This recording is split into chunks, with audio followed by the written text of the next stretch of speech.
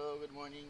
Ito naman ang ating kung paano yung preparation sa gawin nating automation. So, as you can see, tapos na ito, approve na to. So, ang papalitan na ito yung pangalan, 23, tapos username.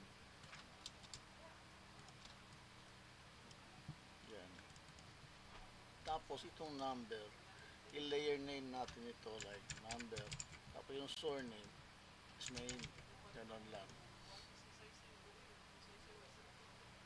Then, sa baba, maglalagay tayo ng label or sizes niya. Label.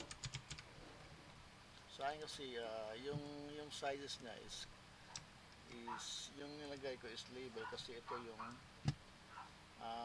kinukuha ni ni script ko.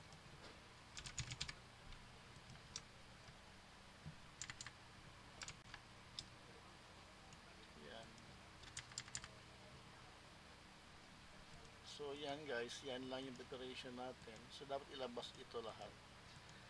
Ilabas ito lahat sa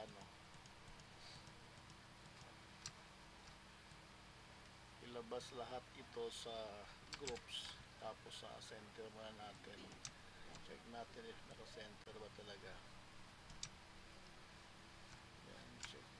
Gawa ko ng grid. Yan.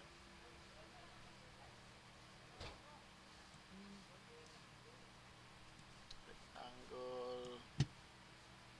Yan. Okay. Pagawa tayo ng grid or guide pang center. Yan, center naman siya.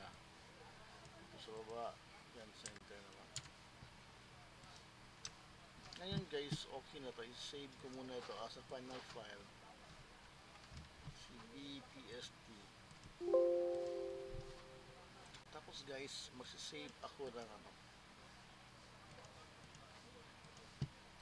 magsisave ako ng pang authorize. Yan, i-merge ko yan para magaan. Mas madaling matapos yung authorize ko. Tapos i-save ko siya as